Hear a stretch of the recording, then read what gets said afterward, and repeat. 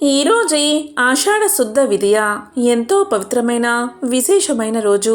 ఈరోజు పూరిలో జగన్నాథుడి రథోత్సవం జరుగుతుంది. ఈ రథోత్సవాన్ని చూసేందుకు రెండు కళ్ళు సరిపోవట. ఈ సంవత్సరం అంటే 2024వ సంవత్సరం జూలై 7న రథయాత్ర జరుగుతుంది. ప్రతి సంవత్సరం ఆషాఢంలో వచ్చే విదియ రోజు రథయాత్ర జరుగుతుంది. ఈ ఏడాది ఆషాఢం జూలై 6 శనివారంతో ప్రారంభమైనది. జూలై 7 విదియ రోజు రథయాత్ర. మరి ఎంతో పవిత్రమైన విశేషమైన ఈరోజు జగన్నాథుడికి సంబంధించిన ఈ కథను విన్నా, చదివినా, చెప్పినా, వినిపించినా జన్మల పాపాలు తొలగి కోటి జన్మల పుణ్యం వస్తుంది. సకల శుభాలు కలుగుతాయి. ప్రపంచంలో అత్యంత పురాతనమైన వేడుక రథయాత్ర. ఎన్ని వేల సంవత్సరాల క్రితం ఈ రథయాత్ర ప్రారంభమైందో కూడా ఇప్పటికీ ఎక్కడా స్పష్టంగా లేదు. అందుకే బ్రహ్మపురాణం, పద్మపురాణం, స్కాంద పురాణంలో కూడా జగన్నాథుడి రథయాత్రకు సంబంధించిన ప్రస్తావన ఉందని పండితులు చెబుతున్నారు. ఒడిశాలోని పూరీ పట్టణంలో ఉన్న ఈ ఆలయం భారతదేశ ప్రముఖ పుణ్యక్షేత్రాల్లో ఒకటి. పూరీ జగన్నాథస్వామి పుణ్యక్షేత్రం నీలాద్రి కొండపై ఉంటుంది. దీనికే నీలాచలం, నీలగిరి, నీలాద్రి అని పేరు. బంగాళాఖాతం తీరంలో వెలిసిన ఈ పుణ్యక్షేత్రంలో స్వామివారి విగ్రహం వేపదారుతో ఉన్న శిల్పం. వేప చెట్టు చెక్కతో శ్రీకృష్ణ, బలరామ, సుభద్రుల విగ్రహాలు ఉంటాయి. 12 ఏళ్లకొకసారి కొత్తదారు విగ్రహాలను తయారు చేసి ప్రతిష్ఠ చేస్తారు. మరి స్వామికి సంబంధించిన విశేషమైన కథ ఏంటో ఇప్పుడు విందాం. శ్రీకృష్ణుడి నిర్యాణం తర్వాత అంత్యక్రియలు జరిగినప్పుడు పార్థివ శరీరంలో నాభి భాగం కాలలేదు. ఆ భాగాన్ని సముద్రంలో పారవేశారు. అది కొంతకాలానికి సముద్రంలో నల్లటి విష్ణుమూర్తి శిలగా మారిపోయింది. విశ్వసముడు అనే సవరజాతికి చెందిన గిరిజనుడికి ఈ శిల దొరికింది. ఈ విగ్రహాన్ని నీలమాధవుడి పేరుతో ప్రతిష్ఠించి విశ్వసముడు పూజలు చేస్తూ ఉండేవాడు. అతను సమర్పించే అన్నాన్ని, పళ్ళను విష్ణుమూర్తి మానవ రూపంలో వచ్చి తినేవాడు. అంటే అడవిలోని ఒక రహస్య ప్రదేశంలో ఉన్న ఈ జగన్నాథుణ్ణి గిరిజనుల రాజైన విశ్వావసుడు పూజించేవాడన్నమాట. ఈ విషయం నారదుడి ద్వారా తెలుసుకున్న ఇంద్రద్యుమ్న మహారాజు ఆ రహస్యాన్ని కనిపెట్టడానికి విద్యాపతి అని బ్రాహ్మణ యువకుణ్ణి అడవికి పంపించాడట. ఆ విధంగా వెళ్ళిన ఆ బ్రాహ్మణ యువకుడు గిరిజన రాజైన విశ్వావసుడి కూతురైన లలితను ప్రేమించి పెళ్లాడతాడు. అల్లుడు మామగారిని పదే పదే ఆ జగన్నాథ విగ్రహాన్ని చూపించమని ప్రాధేయపడతాడు. ఇక మామగారైన గిరిజన రాజు అల్లుడి విన్నపాన్ని కాదనలేక అల్లుడికి కళ్ళకు గంతలు కట్టి గుడి దగ్గరకు తీసుకువెళ్తాడు. కానీ ఆ బ్రాహ్మణ యువకుడు చాలా తెలివైనవాడు. జగన్నాథ స్వామి యొక్క గుడికి దారి తెలుసుకునేందుకు తెలివిగా తాను వెళ్ళే ఆ దారి పొడవునా ఆవాల గింజలను జారవిడుస్తాడు. కొన్నాళ్లకవి మొలకెత్తి దారి స్పష్టంగా తెలుస్తుంది. దీంతో ఈ విషయాన్ని మహారాజైన ఇంద్రద్యుమ్నుడికి జారవేస్తాడు బ్రాహ్మణ యువకుడు. దీంతో ఇంద్రద్యుమ్న మహారాజు ఎంతో సంతోషంతో అడవికి చేరుకుంటాడు. కానీ రాజు అడవికి చేరుకునేలోగా అక్కడ ఆ విగ్రహాలు మాయమవుతాయి. దీంతో మహారాజు నిరాశతో నిరాహార దీక్ష మొదలుపెట్టి అశ్వమేధ యాగాన్ని చేస్తాడు. జగన్నాథుడు కనిపించలేదనే బాధతో ఆ నీలాచల కొండ మీదే ఒక ఆలయాన్ని నిర్మించి నరసింహస్వామి విగ్రహాన్ని ప్రతిష్ఠిస్తాడు మహారాజు. ఒకరోజు ఇంద్రద్యుమ్న మహారాజు అడవిలో ఆలయంలో నిద్రిస్తూ ఉండగా జగన్నాథుడు కలలో కనిపించి ఇలా చెప్తాడు: మహారాజా, సముద్ర తీరంలో చాంకీ నది ముఖద్వారానికి వేప కొయ్యలు కొట్టుకు వస్తాయి. కాబట్టి నువ్వు ఆ వేప కొయ్యలతో విగ్రహాలు చేయించు అని ఆదేశిస్తాడు జగన్నాథుడు. ఇక ఇంద్రద్యుమ్న మహారాజు నిద్రలేచి స్వామి కలలో కనిపించినందుకు ఎంతో సంతోషించి భటులను నదీ తీరానికి పంపుతాడు. స్వామివారు చెప్పినట్లుగా నిజంగానే కొయ్యలు కొట్టుకొస్తాయి.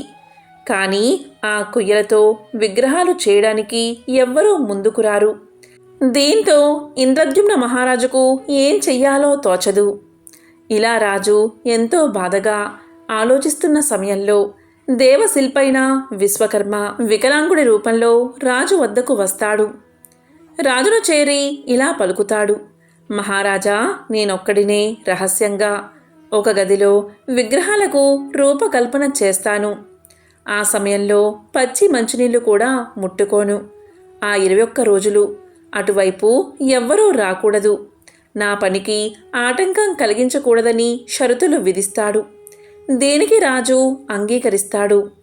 రోజులు గడుస్తూ ఉన్నా గదిలోంచి ఎలాంటి శబ్దమూ రావట్లేదు. దీంతో మహారాణి అయిన గుండిచాదేవి మహారాజైన ఇంద్రద్యుమ్ని తొందర పెడుతుంది. ఆ గదిలో నిజంగా శిల్పాకారుడు ఉన్నాడో లేదో, నిజంగా అతను స్వామి శిల్పాన్ని చెక్కుతున్నాడో లేదో అని అనుమానంతో రాజును తొందర పెడుతుంది. దీంతో మహారాజు గడువు పూర్తి కాకుండానే తలుపులు తెరిపిస్తాడు. దీంతో గదిలోపల శిల్పి కనిపించడు.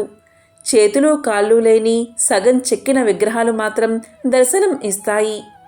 దీంతో రాజు ఎంతో బాధపడతాడు. పశ్చాత్తాపంతో బ్రహ్మదేవుణ్ణి ప్రార్థిస్తాడు.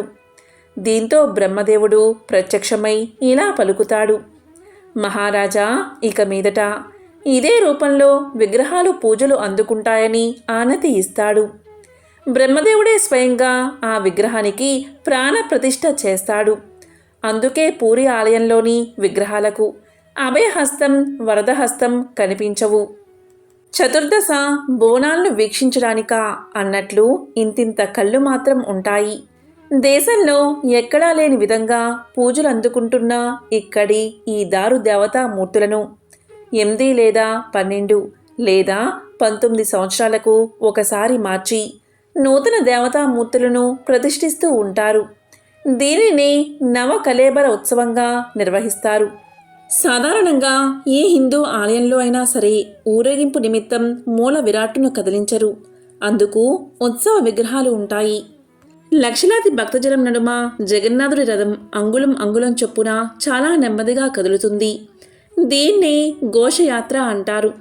భక్తుల తొక్కిసలాటలో చక్రాల కింద ఎవరైనా పడినా, దారిలో ఏ దుకాణమో అడ్డు వచ్చినా రథం వెనకడుగు వేసే ప్రసక్తే ఉండదు. అడ్డొచ్చిన దుకాణాలను కూలగొట్టైనా సరే ముందుకే నడిపిస్తారు. ఈ యాత్ర ఎంత నెమ్మదిగా సాగుతుందంటే జగన్నాథుడి గుడి నుంచి కేవలం 3 మైళ్ళ దూరంలో ఉండే గుండిచా గుడికి చేరుకోవడానికి దాదాపు 12 గంటల సమయం పడుతుంది. గుండిచా ఆలయానికి చేరుకున్నాక ఆ రాత్రి బయటే రథాల్లోనే మూల విరాట్లకు విశ్రాంతినిస్తారు. మర్నాడు ఉదయం మేళ తాళాలతో గుడిలోకి తీసుకువెళ్తారు. వారం రోజుల పాటు గుండిచాదేవి ఆతిథ్యం స్వీకరించిన తరువాత దశమి నాడు తిరుగు ప్రయాణం మొదలవుతుంది. దీన్ని బహుదా యాత్ర అంటారు.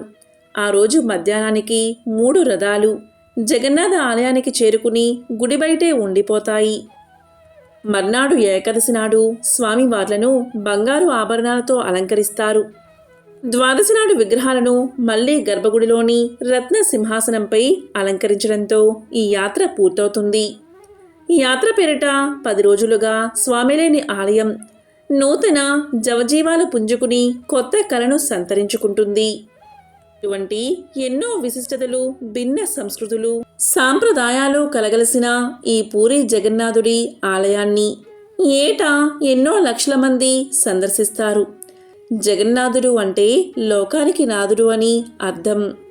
మరి ఎంతో పవిత్రమైన విశేషమైన ఈరోజు రథయాత్రకు సంబంధించిన ఈ కథను విన్నా, చదివినా, చెప్పినా, వినిపించినా జన్మల పాపాలు తొలగి కోటి జన్మల పుణ్యం వస్తుంది. సకల శుభాలు కలుగుతాయి. ఈరోజే ఆదివారం ప్రత్యక్ష నారాయణుడైన సూర్య భగవానుడిని పూజిస్తాం. సూర్య భగవానుడు సాక్షాత్తు మహావిష్ణువు రూపం. మరి ఎంతో పవిత్రమైన ఈరోజు సూర్య భగవానుడికి సంబంధించిన ఈ కథను విన్నా, చదివినా, చెప్పినా, వినిపించినా జన్మల పాపాలు తొలగి కోటి జన్మల పుణ్యం వస్తుంది. సకల శుభాలు కలుగుతాయి. ముందుగా సూర్యనారాయణుడికి సంబంధించిన ఒక విశేషమైన కథను ఇప్పుడు విందాం.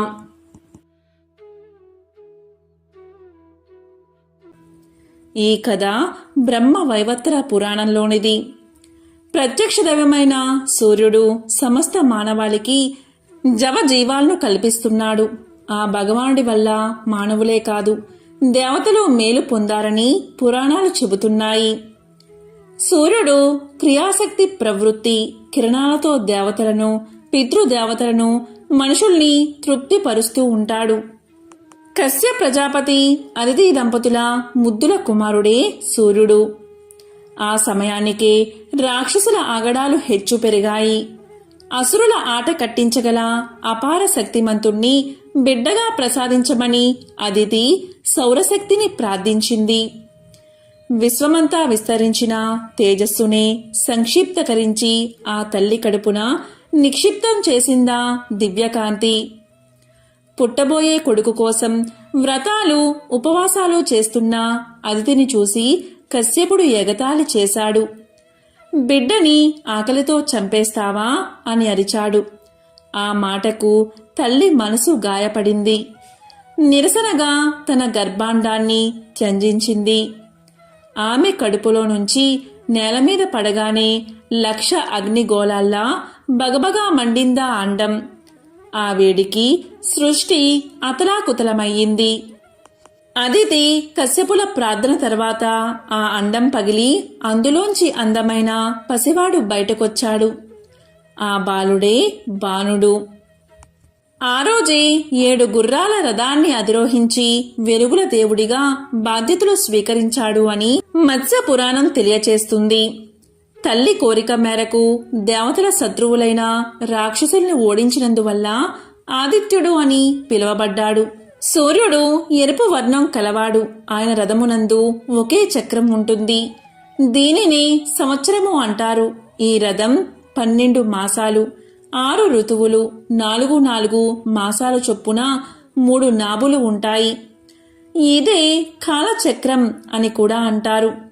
కాబట్టి సూర్య భగవానుడు 12 మాసాలలో 12 పేర్లతో ఆరాధించబడతాడు. విశ్వకర్మ తన నైపుణ్యాన్నంతా గుదిగుచ్చి అగ్నిగోళం లాంటి సూర్యబింబాన్ని అరగదీసి కరగదీసి తాప తీవ్రతను తగ్గించాడు. ఆ అరుగుదల్లో పుట్టిన రేణువుల నుంచి విష్ణువుకు చక్రాన్ని, శివుడికి శూలాన్ని తయారు చేసిచ్చాడని పురాణ కథనం. ఖగోళ శాస్త్రం ప్రకారం సూర్యుడి వయస్సు 460 కోట్ల సంవత్సరాలు. దాదాపుగా సృష్టి వయసు కూడా అదే. సూర్య భగవానుడి రూపాలను 12గా, వారిని 12 ఆదిత్యులుగా ఆయా మాసాలలో ఆ రూపాల్లో పూజిస్తూ ఉంటారు. వాటిలో భాగంగానే కశ్యప ప్రజాపతి కుమారుడు సూర్యుడని, వారిలో ఇక్ష్వాకుడు రాజైన కారణంగా ఇక్ష్వాకు వంశంలో రాజులందరినీ సూర్యవంశరాజులు అంటారని చెబుతూ ఉంటారు. సూర్యుడు వేసే ప్రతి అడుగు వేగానికి, కాలగమనానికి కొలబద్ద. మనం లెక్కించే సెకన్లు, నిమిషాలు, గంటలు, రోజులు, వారాలు, నెలలు, సంవత్సరాలకు ఆధారం సూర్యుడే. కాలమే వేద స్వరూపం అంటుంది వేదం.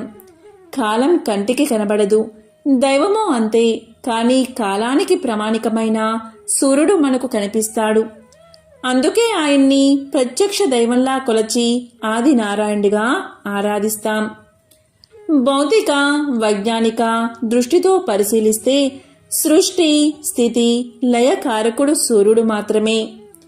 ఆయన వల్లే సమస్త ప్రకృతి చైతన్యమవుతుంది.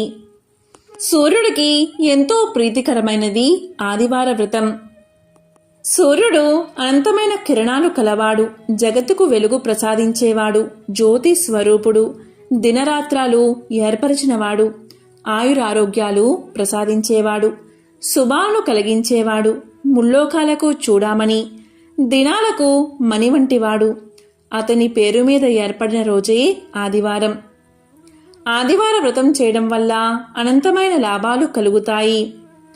మరి దానికి సంబంధించిన పురాణ కథను ఇప్పుడు విందాం. పూర్వం ఉజ్జయిని నగరంలో ఒక అవ్వ ఉండేది. ఆమెకు ఎవరూ లేరు. దైవభక్తి పరారురాలు. తెల్లవారుజామునే లేచి ఆవు పేడతో నీళ్లు చల్లి బియ్యపు పిండితో ముగ్గులు వేసేది. స్నానం చేసి శుచిగా దేవుణ్ణి పూజించేది. అంతవరకు మంచినీళ్లు కూడా ముట్టేది కాదు. అవ్వ వద్ద ఆవు లేకపోవడం వల్ల పొరుగింటి వారి నుంచి గోమయం తెచ్చుకునేది. అవ్వ ఏ రోగాలు లేకుండా ఆరోగ్యంగానూ సంతోషంగానూ ఉండడం చూసి పొరుగామె ఎంతో ఈర్ష్యపడేది. నా ఆవు పేడ వల్లనే కదా ఈ అవ్వ ఇల్లు అలుకుతున్నది, సుఖంగా ఉంది. నేను పేడ ఇవ్వకపోతే అవ్వకు సుఖ సంతోషాలు ఉండవు అనుకుని పేడ ఇవ్వలేదు. ఇల్లు అలకని కారణంగా అవ్వ ఆ రోజు తిండి తినలేదు. కాకతాళీయంగా ఆ రోజు మాగపు ఆదివారం. నీరసంగా దినమంతా పస్తు ఉండి నిద్రపోలేకపోయింది. రాత్రల్లా ఒకే ఆలోచన. రేపు పేడ దొరక్కపోతే ఉపవాసం ఉండాలి అనుకుంది. కరుణామయుడైన ఆ సూర్య భగవానుడు ఈ చిన్నపాటి కోరిక తీర్చడా అనుకుంది. కోడి కూతతో పక్క మీద నుంచి దిగి వీధి గుమ్మం వద్దకు వచ్చింది. ఆమె ఆనందానికి హద్దులు లేవు. ఎందుకు అంటే గుమ్మం ముందు ధవల వర్ణంతో మెరిసిపోతున్న ఆవు కట్టి ఉంది. అవ్వను చూడగానే పేడ వేసింది ఆ ఆవు. అప్పుడే భాస్కరుడి కిరణాలు నేలమీద పడుతున్నాయి. అవ్వ గోవుకి దండం పెట్టి గోమయంతో ఇల్లంతా అలికి సంతోషంగా నిత్య కర్మలు పూర్తి చేసింది. ఆవు అక్కడ్నుంచి కదల్లేదు. తను వండుకున్నదే ఆవుకు ముందు పెట్టి తరువాత తాను తింది అవ్వ. రాత్రైనా ఆవు కదల్లేదు. దేవుడే తనకిచ్చాడని అనుకుంది అవ్వ. అలా అనుకుని ఆవుని ఇంట్లో కట్టుకుంది. రోజూ ఆవుకు మేత పెడుతుంది. పొరిగింటామె ఈ ఆవు అవ్వకు ఎవరిచ్చారు అని అనుకుంది. బహుశా దొంగలించిందేమో అనే అనుమానంతో గ్రామాధికారికి ఫిర్యాదు చేసింది పొరిగింటావిడ. దాంతో గ్రామాధికారి మనుషులు వచ్చి నువ్వు దొంగవు, నేరం చేశావు అని నేరాన్ని మోపి ఆవును తోలికెళ్లిపోయారు. ఆ రాత్రి ఆమె దేవుణ్ణి తలుచుకుంటూనే గడిపింది. అదే రాత్రి సూర్య భగవానుడు గ్రామాధికారికి కల్లో కనిపించి ఆ అవ్వ దొంగ కాదు, ఆవును నేనే ఇచ్చాను, తెల్లవారక మునిపే ఆవును తిరిగి ఆమెకిచ్చి పరిహారంగా 10 రూకలు ఇవ్వి అన్నాడు. కోడి కూతతో లేచి ఈ రోజైనా పొరుగామె పేడ ఇస్తుందా లేదా అన్న సందేహంతో వీధిలోకి వచ్చింది అవ్వ. గ్రామాధికారి మనిషి ఆవును అవ్వకు అప్పగించి ఇలా పలికాడు. అవ్వా, ఈ ఆవు నీదే. నష్టపరిహారంగా మా యజమాని 10 రూకలిచ్చాడు, తీసుకో అన్నాడు. దీంతో అవ్వ ఎంతగానో సంతోషించింది. ఆ సూర్య భగవానుణ్ణి వేవేల స్తుతించింది. అబద్ధం చెప్పిన పొరిగింటామెకు శిక్ష పడింది. ఆనాటి నుండి ఆ గ్రామవాసులు ఆదివార వ్రతాన్ని చేయడం మొదలుపెట్టారు. ఆదివారం ఈ వ్రతాన్ని ఆచరించడం వల్ల జన్మ జన్మల సంచిత పాపం నశించి అనంత పుణ్యం లభిస్తుంది. అంతేకాదు, రోగ భయాలు ఉండవు. సిరి సంపదలతో ఇల్లు కలకలలాడుతుంది. ప్రతి ఆదివారం ఏమీ చేయకపోయినా సరే ఆదిత్య హృదయాన్ని పఠించండి. ఆదిత్య హృదయం పరమ పవిత్రం. ఒక స్తోత్రరాజం వంటి మహామంత్రం. పాపాలను శాపాలను పోగొట్టి కష్టాలను తీర్చి ఆయుష్ను పెంచి అక్షర సాధనమే ఆదిత్య హృదయం. ఈ అమోఘమైన స్తోత్రరాజాన్ని శ్రీరామచంద్రుడికి అగస్త్య మహర్షి మంత్రాల వంటి మాటల్లో వివరించాడు. ఆరోగ్య భాగ్యమును సకల సంపదలను ప్రసాదించేవాడిగా ప్రత్యక్ష దైవంగా సూర్య భగవానుడి పేరు ప్రఖ్యాతి కాంచాడు. ఆదిత్య హృదయం మహాపవిత్రమైనది. దీనిని భక్తి శ్రద్ధలతో ఎల్లవెల్లలా పారాయణం చేస్తే ఇహలోకాన అన్ని రకాల సంపదలు, పరమున పుణ్యలోకాన్ని పొందుతారు. నిత్యం పారాయణం చేయలేకపోతే ఆదివారం పఠించినా చాలు. ఇలా చేస్తే న్యాయ వివాదాల్లో చిక్కుకుని కోర్టుల చుట్టూ తిరుగుతూ సతమతమయ్యేవారు దీన్ని పారాయణ చేస్తే దాని నుండి విముక్తి పొందుతారు. దరిద్రంతో బాధపడుతున్న వారు అనునిత్యం పారాయణం చేస్తే సకల అష్టైశ్వర్య సంపదలను పొందుతారు. అనారోగ్య రుగ్మలతో బాధపడుతున్నవారు ఆదిత్య హృదయాన్ని పఠిస్తే రోగాలు మాయమవుతాయి. నిరుద్యోగులు పారాయణ చేస్తే మంచి ఉద్యోగం లభిస్తుంది. విద్యార్థులు పారాయణం చేస్తే పరీక్షల్లో మంచి మార్కులతో ఉత్తీర్ణులవుతారు. ఆదిత్య హృదయం రామ రావణ సంగ్రామంలో వెలువడింది. రామరావణ యుద్ధం జరుగుతుంది. గొప్ప తపశక్తితో పరమశివుడి అనుగ్రహం పొందిన రావణుడు ధైర్యంగా శ్రీరాముణ్ణి ఎదుర్కొంటున్నాడు. రావణుణ్ణి ఎలా సంహరించడమా అని శ్రీరాముడు తీవ్రంగా ఆలోచిస్తున్నాడు. అమోఘమైన తపశ్శక్తి కలిగిన రావణాసురుణ్ణి వధించడానికి శ్రీరామునికి సఖ్యం కాలేదు. రావణుడు చావు లేకుండానట్లు అనేక వరాలు పొందడం వల్ల శ్రీరామునికి రావణాసుర వధ వీలు కాలేదు. శ్రీరాముడు ఎన్ని అస్త్రశస్త్రాలు ప్రయోగించినా రావణుడు చావలేదు. దీనితో శ్రీరాముడు ఎంతో బాధపడ్డాడు. ఈ యుద్ధాన్ని అంతరిక్షం నుంచి దేవతలు, గంధర్వులు, మహర్షులు మొదలైన వారంతా తిలకిస్తున్నారు. వారిలో అగస్త్య మహర్షి కూడా ఉన్నాడు. రావణుడి యుద్ధ తీవ్రత చూసి దిగులుతో ఉన్న శ్రీరాముడి సమీపానికి అగస్త్యుడు వచ్చి అతడి దైవత్వాన్ని గుర్తుచేసి ఆదిత్య హృదయ మంత్రాన్ని బోధించాడు. రామ రావణ యుద్ధాన్ని చూడడానికై దేవతలతో కలిసి అగస్త్య మహాముని శ్రీరాముణ్ణి చేరుకుని ఇలా పలికాడు. ఓ రామా, నీకు మహాపవిత్రమైన రహస్యాన్ని చెప్తాను. శ్రద్ధగా విను. దీనివల్ల నీవు యుద్ధంలో రావణుణ్ణి సులభంగా జయిస్తావు. మహాపుణ్యప్రదం, జయప్రదం, మంగళకరం, శుభకరం, సమస్త పాపాలను నశింపచేసేది, దీర్ఘ ఆయుష్ను కలగజేసేది అయిన ఆదిత్య హృదయాన్ని నీకు ఉపదేశిస్తాను. దీనిని నీవు భక్తి శ్రద్ధలతో పఠిస్తే యుద్ధంలో సులభంగా విజయాన్ని సాధిస్తావు అని చెప్పి మంత్రాన్ని ఉపదేశించాడు. బ్రహ్మ మొదలైన సమస్త దేవతలు అనగా బ్రహ్మ, విష్ణువు, శివుడు, కుమారస్వామి, 9 ప్రజాపతులు, దేవేంద్రుడు, కుబేరుడు, మృత్యువు, యముడు, చంద్రుడు, సముద్రుడు అను వీరందరూ ఇతనే. పితృదేవతలు, అష్టవసువులు, సాధ్యులు, అశ్విని దేవతలు, మరుత్తులు, మనువు, వాయువు, అగ్ని మొదలగు వారిలో సూర్యుడే అంతర్యామి అయి ఉన్నాడు.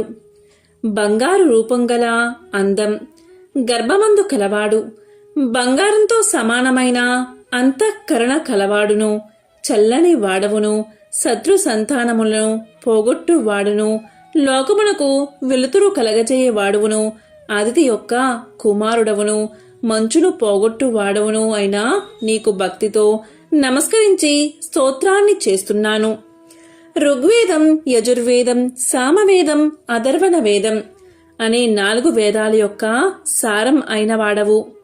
సమస్త వేదాలు నీవే అయిన వాడవు. సముద్ర జలముపై శయనించు వాడవు. దక్షిణాయనమున వింధ్య పర్వతమున సంచరించు వాడవు. అయినా నిన్ను భక్తి శ్రద్ధలతో సేవించుచున్నాను అని శ్రీరాముడు పలికాడు. సమస్త నక్షత్రాలకి, గ్రహాలకి అధిపతివైన వాడవును, లోకానికి ఆధారభూతుడవును, స్వర్గం, చంద్రుడు, సూర్యుడు, నక్షత్రాలతో ఉండు ఆకాశం, దిక్కులు, భూమి, సముద్రం అన్నీ నీ వీర్యముచే నిలిచి ఉన్నాయి. ఇంద్రుడు, దాత, భృగుడు, పూషుడు, మిత్రుడు, వరుణుడు, ఆర్యముడు, అర్చిస్సు, వివస్వంతుడు, త్వష్ట, సవిత, విష్ణువు అనే పేరుగల 12 ఆదిత్యులలో అంతర్యామి అయిన నీకు భక్తితో నమస్కారం చేస్తున్నాను. ఈ విధంగా శ్రీరాముడు ఆదిత్య హృదయాన్ని 3 సార్లు పఠించగా ఆ పరమాత్ముడు ఆనందించిన వాడై దేవతలతో కలిసి వచ్చి ఆదిత్యుడు పులకాంకిత శరీరుడై శ్రీరాముణ్ణి చూసి ఇలా పలికాడు. ఓ రామా, రావణుడకు అంత్యకాలం సంప్రాప్తించింది. ఆలస్యం చేయకుండా త్వరపడు అని ఆశీర్వదించాడు. త్వర అనే మాట ఆదిత్యుని నోట వెలువడిన వెంటనే రావణ సంహారం జరిగి లోక కళ్యాణం జరిగింది. బయటి శత్రువునే కాక అంతఃశత్రువులను కూడా అవలీలగా జయించేందుకు ఆదిత్య హృదయం అమోఘమైన అక్షర సాధనమని ఉపదేశించాడు. తాను వెలుగుతూ ప్రపంచానికి వెలుగును ప్రసాదించే భాస్కరుణ్ణి నమ్ముకుంటే ఏమీ లోటు ఉండదు అన్నాడు. సూర్యుడికి గల విశేషనామాలు ఆదిత్య హృదయంలో ప్రస్తావించబడ్డాయి. గంగానది విష్ణు పాదాల నుంచి పుట్టింది. యమున సూర్యుడికి, సంధ్యాదేవికి జన్మించింది. అటువంటి నదుల సంగమ స్థానం చాలా పవిత్రమైనది. గంగానదిని స్మరించినంత మాత్రం చేతనే సర్వ బాధలు తొలగిపోతాయి, సమస్త పాపాలు నశిస్తాయి. గంగానదీ తీరంలో ప్రయాగ అనే పవిత్ర తీర్థముంది. బ్రహ్మదేవుడు ఇక్కడ యజ్ఞం చేశాడు. ఇక్కడ అన్ని తీర్థాల్లోనూ స్నానం చెయ్యవచ్చు. ఆ పుణ్య గంగానదిలోని నీటి బిందువులని స్పృశించినంత మాత్రం చేతనే సమస్త పాపాలు తొలగి మహాపుణ్యం కలుగుతుంది. ఈ విధంగా నారద మహర్షి గంగ గురించి తెలియచేస్తూ గంగా నదీ స్నానం వల్ల సకల పాపాలు తొలగిపోతాయని చెప్తూ ఇంకా ఇలా తెలియచేశాడు. సూర్యవంశంలో పురూరవుడు అనే రాజు ఉండేవాడు. అతని కుమారుడు బాహు. తండ్రి మరణం తర్వాత బాహు రాజయ్యాడు. అతను ధర్మాత్ముడు. ప్రజల్ని చక్కగా పరిపాలించేవాడు. ప్రజల్ని కన్న బిడ్డల్లా చూసుకునేవాడు. బ్రాహ్మణ, క్షత్రియ, వైశ్య, శూద్ర అనే 4 వర్ణాలు ఉంటాయి. వారు ఎవరి విద్యుత్ కర్మలను వారు అనుసరించాలి, లేకపోతే పూర్తిగా నాశనం అవుతారు. బాహు పరిపాలనలో వర్ణాశ్రమ ధర్మాలు సక్రమంగా కొనసాగేవి. భూమి మీద ఉన్న అన్ని ద్వీపాలలో బాహు అశ్వమేధ యాగాన్ని చేశాడు. బాహు ఎంతో తెలివైనవాడు. శత్రువులందరినీ జయించాడు. బాహు పరిపాలనలో అందరూ సుఖశాంతులతో ఉండేవారు. వర్షాలు సక్రమంగా పడి పంటలు బాగా పండేవి. ఇలా ఆ రాజు 90,000 సంవత్సరాలు రాజ్యాన్ని పరిపాలించాడు. ఇలా ఉండడం వల్ల బాహుకు అహంకారం పెరిగిపోయింది. అతను ఇలా అనుకున్నాడు, నేను ఈ ప్రపంచాన్ని పాలిస్తున్నాను. నేను ఎన్నో యజ్ఞాలు చేశాను. నేను ఎంతో శక్తివంతుణ్ణి. నన్ను కాక ప్రజలందరూ ఎందుకు దేవుణ్ణి పూజిస్తున్నారు? నేను అన్ని శాస్త్రాలు చదివిన పండితుణ్ణి కదా, నాకంటే ఎవరు గొప్పవారు అనుకున్నాడు. ఇటువంటి అహంకారం నుండి మిగిలిన ఇతర దుష్ట భావాలు వచ్చాయి. యవ్వనం, ఐశ్వర్యం, అధికారం, ముందుచూపు లేకపోవడం మొదలైనవి దుఃఖానికి దారితీస్తాయి. అన్ని దుర్గుణాలు బాహుకు వచ్చేశాయి. అతనిలో అసూయ, ద్వేషాలు కూడా చేరినందువల్ల శత్రువులు ఎక్కువయ్యారు. అధర్మవర్ధనుడు అయినందువల్ల విష్ణువు, లక్ష్మీదేవి అతన్ని విడిచిపెట్టారు. బాహు 1 నెల యుద్ధం చేసి హైహయులు తాళ జంగుల చేతిలో ఓడిపోయాడు. వారు రాజ్యాన్ని ఆక్రమించుకుని బాహును వెళ్ళగొట్టారు. బాహు యొక్క భార్య యాదవి. అప్పటికి నిండు చూలాలు. బాహు యొక్క శత్రువులు అతన్ని వెళ్ళగొట్టడంతో సంతృప్తి పడలేదు. బాహు కుమారుడు జన్మించాక తమ మీద పగ తీర్చుకుంటాడేమో అని భయపడ్డారు. అందువల్ల యాదవికి విషాన్ని ఇచ్చారు. అప్పటికి తాను చేసిన పాపాలకు బాహుకి పశ్చాత్తాపం కలిగింది. అతను భార్యతో కలిసి ఔరముని ఆశ్రమానికి బయలుదేరాడు. ఆ ఆశ్రమం చాలా దూరం ఉండడం వల్ల అతనికి ఆకలి, దప్పిక కలిగాయి. అక్కడ అంటే వెళ్లే దారిలో ఒక చెరువు కనిపించింది. దానిలో వారు నీరు తాగి చెట్టు కింద విశ్రాంతి తీసుకున్నారు. ఆ చెట్టు మీద చాలా పక్షులు ఉన్నాయి. దాక్కోండి అందరూ, బాహు ఇక్కడికి వచ్చాడు, అతన్ని చూడకండి అని పక్షులు అనుకుంటూ ఉన్నాయి. బాహు ఆ మాటలు విన్నాడు. ప్రజలు కూడా తన గురించి విమర్శిస్తున్నారు అని అనుకున్నాడు. రాజ్యం పోయినందుకు అతని సామంతులు కూడా బాధపడలేదు. వీటిని తలుచుకుని బాహుకి జీవించాలి అనే కోరిక నశించింది. అతను వృద్ధుడు అయ్యాడు. ఆరోగ్యం కూడా క్షీణించిపోయింది. అతను మరణించాడు. అతని భార్య సహగమనం చెయ్యాలి అనుకుంది. కాని ఔరవుడు ఆమెను వారించాడు. ఔరవ మహర్షి ఇలా పలికాడు, అమ్మా, నీవు నిండు గర్భిణివి. సహగమనం చేస్తే నీవు హత్య చేసినట్లు. నీవు అలాంటి పని మాత్రం చెయ్యవద్దు. నేను దీనిని ఏమాత్రం సహించను. నీవు ఒక శక్తివంతుడైన రాజుకి జన్మను ఇవ్వబోతున్నావు అన్నాడు. దానికి ఆమె అంగీకరించి భర్తకు అంత్యక్రియలు చేసి ఔరవముని ఆశ్రమానికి వెళ్ళింది. ఔరవుని ఆశ్రమంలో యాదవి ఒక కుమారుణ్ణి కన్నది. శత్రువులు ఆమెకు ఇచ్చిన విషం ప్రసవ సమయంలో బయటకు వచ్చేసింది. తల్లిని బిడ్డను ఆ విషం ఏమీ చెయ్యలేదు. గర అంటే విషమని అర్థం, సా అంటే కూడా అని అర్థం. కాబట్టి ఆమె కుమారుడికి సగరుడు అనే పేరు పెట్టింది. ఔరవుడు సగరుడికి అన్ని శాస్త్రాలు నేర్పించాడు. క్షత్రియ ధర్మాలను తెలియచేశాడు.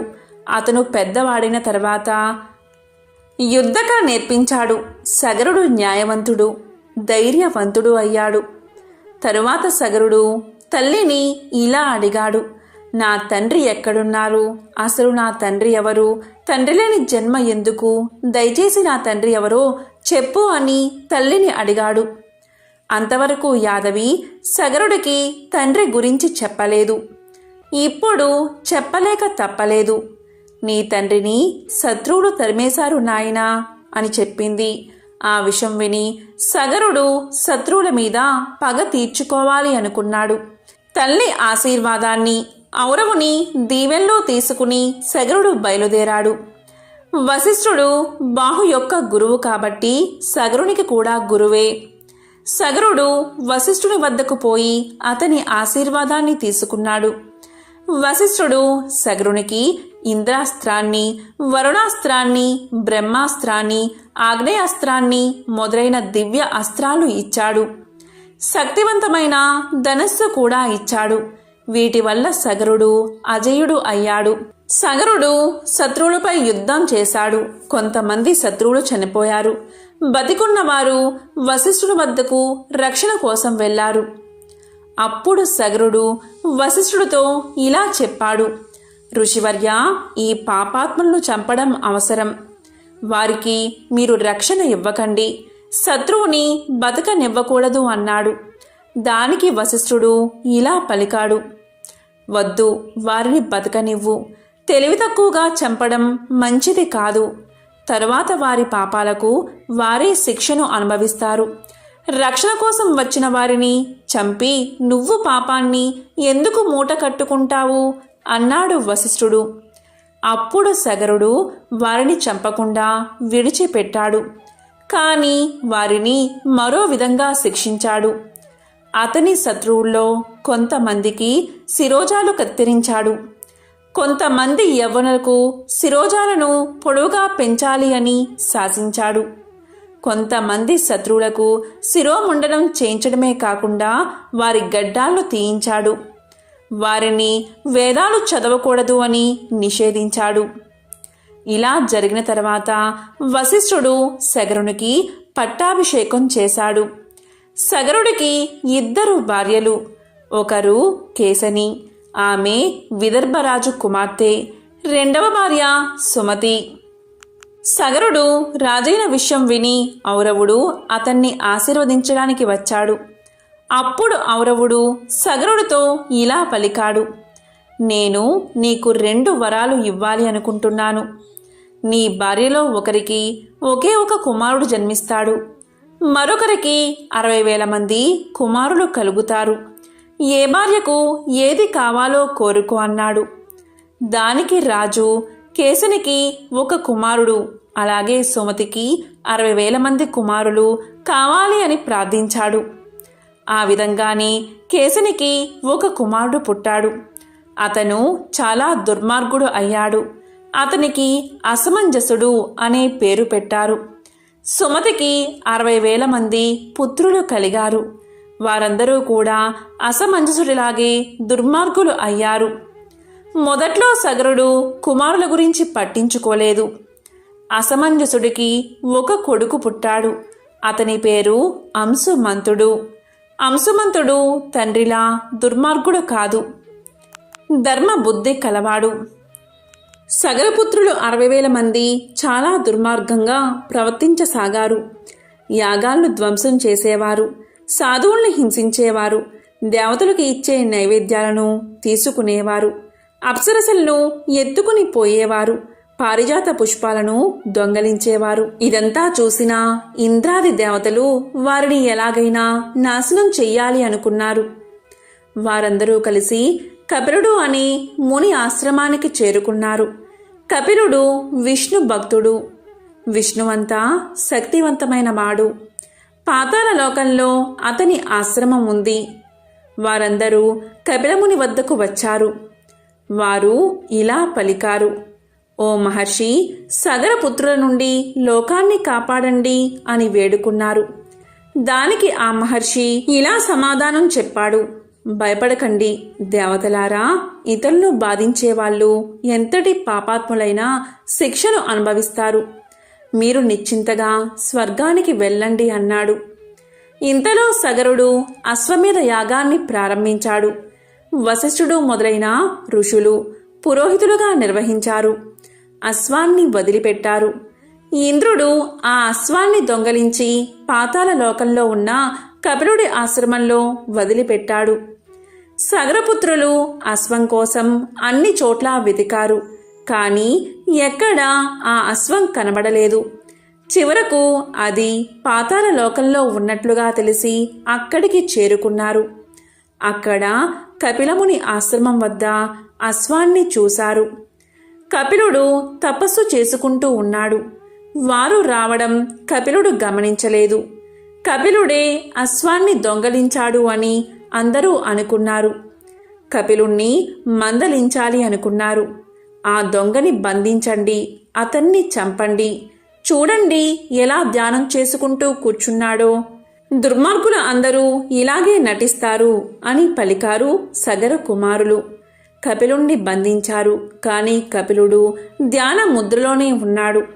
తరువాత వారు కపిలుణ్ణి తన్ని ఈడ్చుకుపోసాగారు. అప్పుడు కపిలుడు ధ్యానాన్ని వీడి వారి వైపు తీక్షణంగా చూశాడు. అంతే, అందరూ అక్కడికక్కడే క్షణకాలంలోనే భస్మం అయిపోయారు. ఆ కపిలుడి కోపానికి చుట్టుపక్కల ఉండే పాములన్నీ ఆ వేడికి తట్టుకోలేక సముద్రంలోకి పారిపోయాయి. ఈ విషయాన్ని నారద మహర్షి సగరుడికి జారవేశాడు. కానీ సగరుడు కొంచెం కూడా బాధపడలేదు. దుర్మార్గులైన తన కొడుకులు చనిపోయారని సంతోషించాడు. కానీ అశ్వమేధ యాగం పూర్తి కావాలి అంటే గుర్రాన్ని తీసుకురావాలి. పైగా పుత్రులు లేనివారు యజ్ఞాన్ని చేయకూడదు. సగరుడు అంశుమంతుణ్ణి దత్తత తీసుకున్నాడు. గుర్రాన్ని తెమ్మని పంపించాడు. అప్పుడు అంశుమంతుడు కపిలుడి ఆశ్రమానికి వెళ్ళాడు. కపిలుణ్ణి దర్శించి ఆయనతో ఇలా పలికాడు: మహర్షి, మా తండ్రి పినతండ్రులు చేసిన దుశ్చర్యలకు క్షమించండి. మునులు సహజంగానే క్షమాగుణం కలవారు కదా. గంధపు చెక్క సుగంధాన్ని ఏ విధంగా విరజిమ్ముతూ ఉంటుందో, హాని చేసినా క్షమించే గుణం మీ వంటి వారికి ఉంటుంది కదా. దయచేసి వారిని క్షమించండి అని ప్రార్థించాడు. అప్పుడు కపిలుడు ఇలా పలికాడు: నీ మాటలకు ఎంతగానో సంతోషించాను. ఏదైనా వరం కోరుకో అన్నాడు. దానికి అంశుమంతుడు ఇలా పలికాడు: స్వామి, నా తండ్రి పినతండ్రులు ఏ విధంగా స్వర్గానికి వెళ్తారో సెలవివ్వండి. ఇంతకంటే నేను కోరేది ఏమీ లేదు అన్నాడు. అప్పుడు ఆ మహర్షి ఇలా పలికాడు: అంశుమంతా, నీ మనవడు స్వర్గం నుండి పవిత్రమైన గంగను భూమికి తీసుకువస్తాడు. అప్పుడు నీ తండ్రి పినతండ్రులకు స్వర్గ ప్రాప్తి కలుగుతుంది. వారి పాపాలు క్షమించబడతాయి.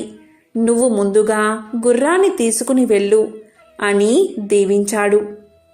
అంశుమంతుడు జరిగిన విషయాన్ని సగరుడికి తెలియచేశాడు.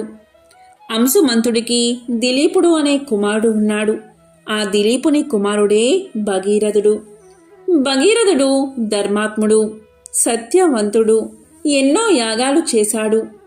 ఒకసారి అతన్ని చూడడానికి యముడే స్వయంగా వచ్చాడు. అప్పుడు భగీరథుడు యముణ్ణి పూజించాడు. మానవ మాతృలైన నన్ను చూడడానికి మీ వంటి వారు వచ్చినందుకు నా జన్మ ధన్యమైంది. ధర్మం గురించి వివరించండి అన్నాడు. అలాగే పాపుల యొక్క గతి ఏమవుతుంది అని అడిగాడు. దానికి యముడు ఇలా సమాధానం చెప్పాడు. బ్రాహ్మణులకు దానం ఇవ్వడం వల్ల చాలా పుణ్యం వస్తుంది, లేదా వారికి ఉపాధి కల్పించినా సరే అంతే పుణ్యం వస్తుంది. తులసి మొక్కను పెంచితే అలాంటివాడు ధన్యుడు అవుతాడు. పాపాలు నశించిపోతాయి. విష్ణువుకి పాలతోనూ నేతితోనూ అభిషేకం చేస్తే స్వర్గ ప్రాప్తి కలుగుతుంది. విగ్రహాలను కొబ్బరి నీటితో కానీ చెరుకు రసంతో కానీ అభిషేకించాలి. శివుడి విగ్రహాలను కూడా ఇలాగే అభిషేకించాలి అని చెప్పి చివరికి యముడు భగీరథుడితో ఇలా అన్నాడు. రాజా, నీ ప్రశ్నలు అన్నిటికీ సమాధానాలు చెప్పాను. ధర్మంగా ప్రవర్తించి అభివృద్ధి చెందు, ప్రజల్ని బాగా పరిపాలించు, విష్ణు భక్తిని కలిగి ఉండు. కానీ శివకేశవులకు భేదం లేదని గ్రహించు. నీ పూర్వీకులు పాపాత్ములు, వారు నరకంలో నానా బాధలు పడుతున్నారు. వారి భస్మాలపై గంగానది ప్రవహిస్తే వారికి ముక్తి కలుగుతుంది. నీకు ఇవే నా ఆశీస్సులు అని ఆశీర్వదించి అంతర్ధానమయ్యాడు యముడు. అంతా విన్న భగీరథుడు గంగను భూమి మీదకు తీసుకురావడానికి గోదావరి తీరానికి వెళ్లి తపస్సు చేయడం మొదలుపెట్టాడు. అక్కడ భృగు మహర్షి ఆశ్రమం ఉంది. అతని ఆశ్రమం చుట్టూ అనేక రకాల వృక్షాలు, పువ్వులు ఉన్నాయి. ఆ అడవిలో వన్య మృగాలు ఉన్నాయి. అనేక రకాల పక్షులు, నెమళ్ళు ఉన్నాయి. అప్పుడు భగీరథుడు ఇలా అన్నాడు. మహాత్మా, మీరు ధర్మశాస్త్రాలు తెలిసినవారు. విష్ణుమూర్తిని ప్రసన్నం ఎలా చేసుకోవాలో తెలియచేయండి అన్నాడు. దానికి భృగువు ఇలా పలికాడు. రాజా, నీవు సత్యవంతుడివి. అందుకే నీవు నీ పూర్వీకులకు విముక్తి కలిగించాలి అనుకుంటున్నావు. సజ్జన సాంగత్యం చెయ్యి, అసత్యం పలకకు, హింసను విడనాడు, విష్ణువును ప్రార్థించు, నీకు పుణ్యం లభిస్తుంది అని చెప్పాడు. అప్పుడు భగీరథుడు ఇలా అడిగాడు. అసలు మహర్షి, సత్యం అంటే ఏమిటి? అహింస అంటే ఏమిటి? విష్ణువుని ఎలా ప్రార్థించాలి? నన్ను మీ కొడుకుగా భావించి నా ప్రశ్నకు సమాధానం చెప్పండి అన్నాడు. దానికి ఆ భృగు మహర్షి ఇలా సమాధానం చెప్పాడు. మతానికి విరుద్ధం కాని వాటిని చెప్పడమే సత్యం. ఇతర జీవులకు హాని కలిగించకుండా ఉండేది అహింస. ఇతరులను శత్రువులుగా భావించేవారు, మతానికి విరుద్ధంగా ప్రవర్తించేవారు మందబుద్ధులు, పాపాత్ములు. అలా చేయనివారు సజ్జనులు. వారు వేదాలను అనుసరిస్తారు. ధర్మబద్ధమైన పనులను సజ్జనులు చేస్తారు. ఇతరులకు మేలు చేస్తారు. వారికి పుణ్యం లభిస్తుంది. విష్ణువును పూజించడానికి ప్రత్యేకమైన విధానాలు ఏమీ లేవు. ఎందుకు అంటే విశ్వమంతా విష్ణువు వ్యాపించి ఉన్నాడు. సర్వజీవులు విష్ణు యొక్క అంశలే అనే భావాన్ని కలిగి ఉండాలి అని చెప్పాడు భృగు మహర్షి. ఈ మాటలన్నీ విన్న తర్వాత భగీరథుడు భృగు వద్ద సెలవు తీసుకుని తపస్సుకై అడవులకు వెళ్ళాడు. కొంతకాలం అడవిలో తపస్సు చేసిన తర్వాత హిమాలయాలకు వెళ్ళాడు. అక్కడ గంగానది ప్రవహిస్తూ ఉంది. ఆ ప్రదేశంలో భగీరథుడు ఘోరమైన తపస్సు చేశాడు. చాలా కాలం గడిచిపోయింది. ప్రాణాయామం చేస్తూ 60,000 సంవత్సరాలు తపస్సు చేశాడు. భగీరథుని నాసిక రంధ్రాల ద్వారా పొగ రావడం ప్రారంభించింది. అప్పుడు దేవతలు భగీరథుడి తపస్సుకి భయకంపితులు అయ్యారు. అతను వరాన్ని పొంది తమను స్వర్గం నుంచి గెంటి వేస్తాడు అనుకుని అతని తపస్సుకు భంగం చెయ్యాలి అనుకున్నారు. వారు క్షీరోద అనే మహాసముద్ర ప్రాంతానికి వెళ్ళి విష్ణువును ప్రార్థించారు. అప్పుడు విష్ణువు ప్రత్యక్షమై భగీరథునికి అటువంటి దురుద్దేశం లేదని దేవతలకు చెప్పి భగీరథుడికి సాక్షాత్కరించాడు శ్రీ మహావిష్ణువు. అప్పుడు మహావిష్ణువు ఇలా పలికాడు, భగీరథ, నువ్వు నీ పూర్వీకులకు స్వర్గప్రాప్తి కలిగించాలి అనుకుంటున్నావు. శివుడికి నాకు భేదం లేదు, శివుణ్ణి ప్రార్థిస్తే నీ కోరిక తీరుతుంది అన్నాడు. అప్పుడు భగీరథుడు విష్ణువు మాటపై శివుణ్ణి ప్రార్థించాడు. అప్పుడు శివుడు ప్రత్యక్షమయ్యాడు. భగీరథ, నీ తపస్సుకు మెచ్చాను, ఏ వరం కావాలో కోరుకో అన్నాడు. అప్పుడు భగీరథుడు, ప్రభు, నా పూర్వీకులకు సద్గతి కలిగించాలి అని కోరుకుంటున్నాను, కాబట్టి గంగను భూమి మీదకి రప్పించండి అన్నాడు. అప్పుడు శివుడు వరాన్ని ఇచ్చి అదృశ్యమయ్యాడు. వెంటనే గంగ బయలుదేరింది. అందువల్ల గంగకు భాగీరథి అనే పేరు వచ్చింది. భగీరథుడు గంగను కపిలముని ఆశ్రమానికి తీసుకువచ్చాడు. అతని పూర్వీకుల భస్మాల మీదుగా గంగను ప్రవహింపచేశాడు. దీంతో భగీరథుని పూర్వీకులకు స్వర్గ ప్రాప్తి కలిగింది. ఇదే గంగానది మహత్యాన్ని తెలిపే ఒక విశేషమైన కథ. ఎంతో పవిత్రమైన ఈ కథను విన్నా, చదివినా, చెప్పినా, వినిపించినా సకల శుభాలు కలుగుతాయి. ఓం నమః శివాయ. ఓం నమో నారాయణాయ. ఓం సూర్యాయ నమః.